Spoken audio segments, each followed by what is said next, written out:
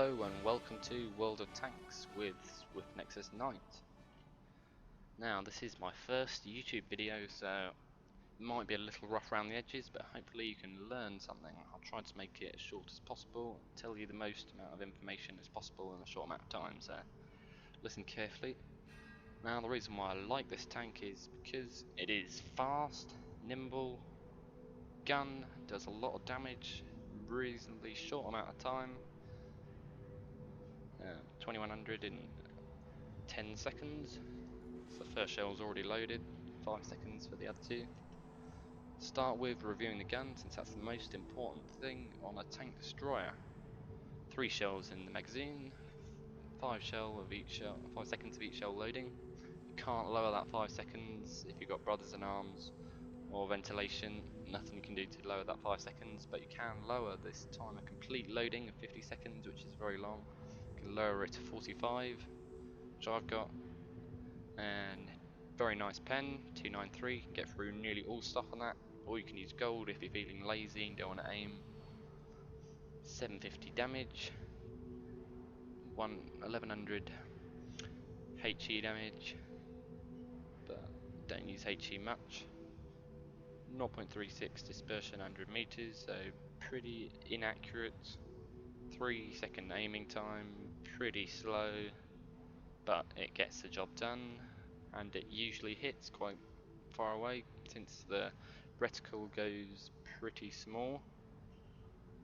And now go on to good points of this tank is good armor at the front, 180, but only 180 when you're looking at it like this. Down here it's 200 plus, 250 plus. If you angle it, that's 280, 290, 300. If you hit the mantle at all, nearly always a bounce, no matter what you shoot it with, unless it's HE.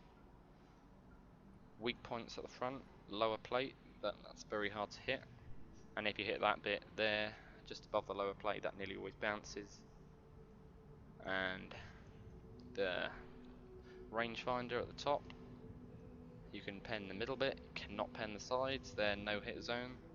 That, pretty thin, you can pen that, but it is a very small target, especially from a long way away.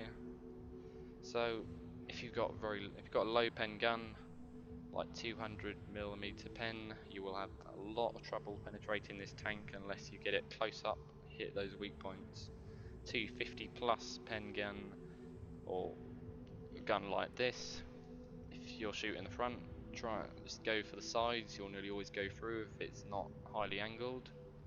If he angles himself too much, shoot the sides. If he angles himself like this, don't go for the sides, they're very effective angling. If you angle it like this, those sides are nearly ricochet, auto ricochet. Top, artillery hits you at the top, you're a one shot or your tank's wrecked for the rest of the game. And the side and the rear, artillery hits you there, you're done for. No angling whatsoever, you're completely flat, you're done for if it hits you on the side or the rear at the top. And a medium or light tank circling you will penetrate the back and side extremely easily, even if he uses HE. And if you're in like a tank with 120mm kind of gun plus, or I was in my E4 earlier and I knew I was popping up behind a Foch because I saw him go past the choke point, so I loaded up HE, pumped it in the back, 1000 health off him. Nothing he could do about that. So that's very dangerous if you're driving one of these and someone shoots HE in the side or back or top. It's also the other thing, if someone's on top of a hill or top of a little, and you can see down on the Foch, you shoot them on the top, easily go through whatever ammo you shoot, and he cannot shoot back up at you since the gun only goes up about that much, down about that much. Pretty bad elevation and depression, but you have to live with that if you're a Foch driver, and you can, and it works. This tank works, it's fun, very deadly, pretty much like a ninja tank. Ninja in there, dish out a ton of damage, get out again, reload, go in again, do a lot of damage. And if you empty your shell completely 3 times, you've done a very good game. Even one time you've pulled your weight for that game because you've done your own hit points worth of damage. That you should always try and stay alive as long as you can to pump out all the damage, especially in these auto-loaders. More times you empty that clip, a lot more useful you can be. They can be like a full health tank at the end of the game, and you can be on low health, you can completely kill them, which is a very nice feature of these auto-loader tanks. And is it worth the grind? It definitely is if you like tanks that are nimble and agile, and tanks with heavy firepower. You can sit back and camp the whole game. Can do that. The gun isn't very good at long range, but it gets the job done. It does it. It usually hits, but not laser accurate, like an Object 268 there. But you can also push with your team. I definitely don't recommend pushing on your own. There's far too many FOCH drivers, FOCH 155 drivers that I see push forward, empty their shell and die because they've got no backup. So definitely push with your team, but if you do, you can be very effective, like a lot of extra firepower. But then of course you've got to back up and reload. If you camp, you just sit there the whole time, reload, shoot, but depends what your playstyle is. I usually play the caravan playstyle, so it's not quite camping. You do move around a bit, so technically call that caravanning. So let's hope that's covered pretty much all the stats and kind of stuff for this tank. Yeah, I'll just cover the signal range quickly. 750, don't above tier 6. Gun traverse, don't really matter about that. Nice pen, nice damage, nice armor, except the side and rear and top. Speed limit. The speed limit is pretty fake, really. It goes 50 on grass. A lot faster downhill, it's 60. Well, almost 60, I say, but it definitely goes above 50, even on normal terrain. It goes back pretty slowly, to be honest, but don't need to go back that much.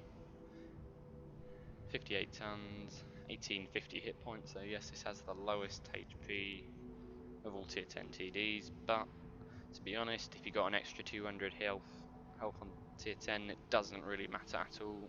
That 200 health will go easily, so you know, don't worry about your hit points too much. All the base hit points you got. And definitely go for chance gun lane drive to lower that horrible aiming time. Vents definitely should go for.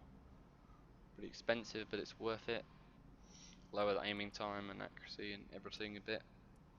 Now you might be wondering, if you haven't got autoloaders, why I haven't put a rammer on this, but you can't fit rammers on autoloaders. So I've gone for camouflage net, but I could go with an enhanced gun lane drive. No, I've already got that yet. So other stuff, I thought about it. I could go binocs, but I prefer to be a little bit more sneaky than to spot further. It's just something I prefer on some tanks, especially this one. If it's a big tank with bad view range or bad camo, I usually go with binocs, but since this has very good camo, I prefer to make that even better with camo net. And skills, you need Sixth Sense on pretty much all tier 10s, except something a bit like a mouse, where if you get spotted and shot, there's nothing you can do about it, 'cause when you get spotted you can't move away very easily anyway. So it's Sixth Sense, Commander, camo with everyone else, train the Commander and camo, or mentor, what I've done, because I need to get this cruise skill up a bit faster. And definitely try to go for Brothers in Arms. What I did was train them in another skill, I think, and I retrained Brothers in Arms after that, since it's a perk and it doesn't come into effect after 100%, so that whole skill's useless till you get it to 100. So, camo is definitely useful because it's just so sneaky, and it's more sneaky with that. But of course, after the last update, you get spotted easier or more easily after you fire your gun. That's a shame. Used to be even more sneaky, but of course a lot of the noobs cried when they got killed by Foshes and they couldn't see them, so Wargaming got a lot of complaints about Foshes, but there you go, there's your nerfed Foch. Still, it is a deadly tank to play, and if you learn to play it properly, you can really wreak havoc on that battlefield. Now, I hope that's covered everything finally, and I'll show you some gameplay of how you should recommend playing it. I'll try and show a bit of camping and a bit of pushing. Hello again, this is SwiftNexusNight, and this is a replay of a game I had recently in the Foch 155. Demonstrate what this tank can be capable of, but it is a loss. But you'll still get to see how this tank can perform. Not the best Foch driver, but don't believe I'm the worst. And if you're a serious player here, you might see my stats and stop watching this video right now, but I did play many of my World of Tanks games on a pretty rubbish laptop, so I couldn't play optimally, and very bad stats then. I've got a new computer, much more powerful, and now my stats are going up continuously, but still are not great. So up to you if you think I'm a noob or not, but I can still play, so you'll see. I was waiting here for a bit, you never know when someone might come around that corner, but in the end no one did. Wait for the E100 behind me to catch up.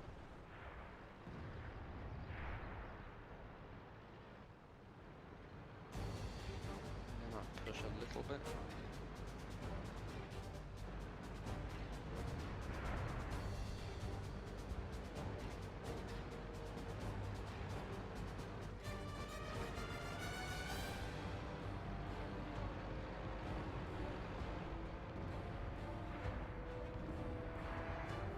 This was in the wrong view mode, so I can see that guy complete first.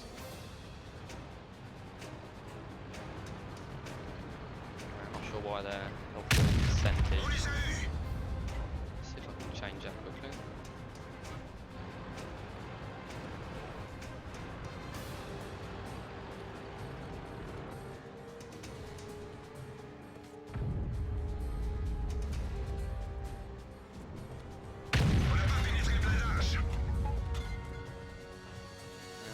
Are notoriously tough, so I did a pretty stupid thing here.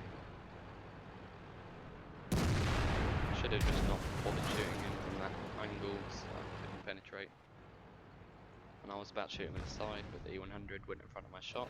Then he donks his, but then I can't penetrate him.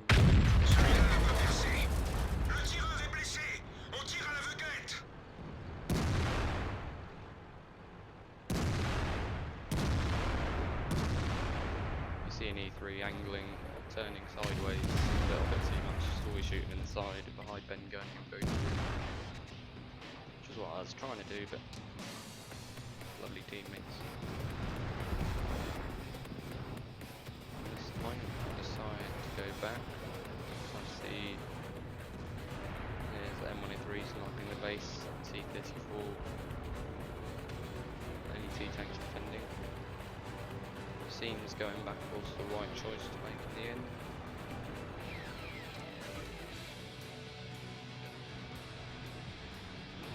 Enable the free camera.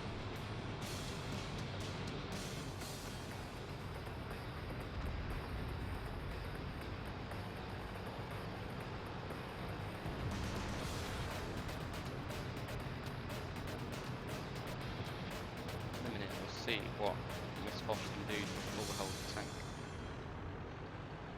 Full L tier 10 DD, I'll wreck completely in a minute. The loading time might be 40 seconds or something, but that really isn't an extremely long time. Ils sont seulement touchés.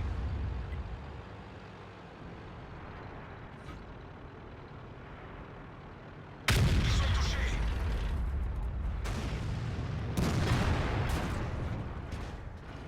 Managed to ram him. Cible 15 damage and I détruite. didn't take any, so that's quite surprising. It's 1600 did that M103. Very deadly. Some people might say the Death Star can do that one hit, but you know, with Hesh ammo, you're never guaranteed to go through with this. At least you can miss a shot and still have 2 more. Didn't realise that M103, they're dead, was going to be a problem later, but we'll see. Spotted that Death Star coming down from the hill over there. I'll zoom in.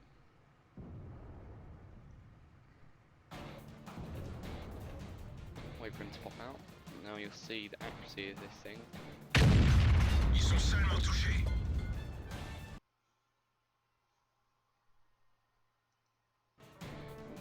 There you go. Joli tir. And this is quite lucky. Ils ont cassé une de leurs chaînes. Thankfully he used Cible gold détruite. and it didn't kill me. If he used normal ammo, he probably would have done.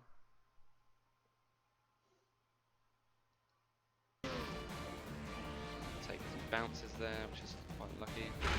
Chenille réparée. Allons-y. Back here. Can't hide properly. Got a load. But I still managed to shoot some more off. The Waffenträger here on our team was pretty useless, to be honest.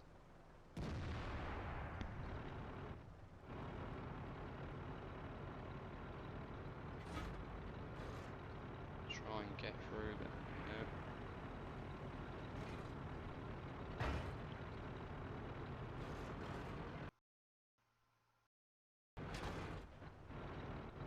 I'm loaded.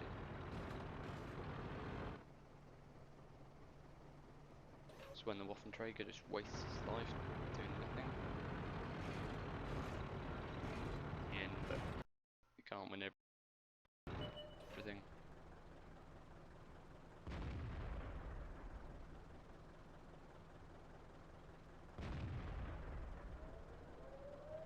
See the E100.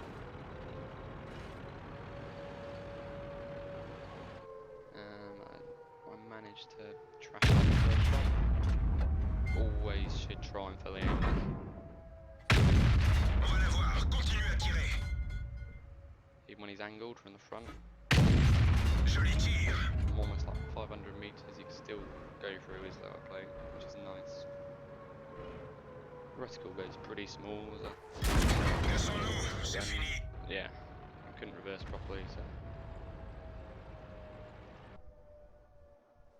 See, this guy is very close. He can't win everything.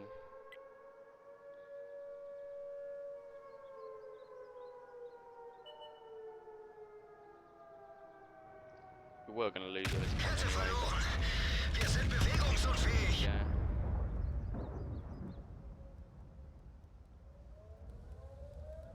Hope you got a little taster of what this tank can do. Here is the after battle screen. Came the top of everything. It's an okay game, but still, even with that, even getting the same kind of XP as I normally would for a victory, because I got the battle achievements, I still got 3rd class, so it shows how good a games people are having in these tanks. Earns quite nicely, I'd say, if you manage to pump off a lot of damage, but shells do cost like 20,000, repair for the vehicle 21,000, so can be expensive. Don't always die, so of course you don't always have to repair the vehicle, but you will always have to do shells if you play properly. But still made money. There you go. You enjoyed that. Hope you learnt something too. And I'll see you next time. But before you go, please rate, comment, and subscribe. And I'll happily review any other of my tanks. I've got every other tier 10 TD except for Object T63 at the moment. Probably get that when they buff the gun a little bit of the tier 8 and 9 tanks. I'll happily review any tank I have. Like, I can review most of the tier 8 premiums. I've had them for a while now. Anything. The tank that has the most comments on, that'll be the one I'll review next. See you next time.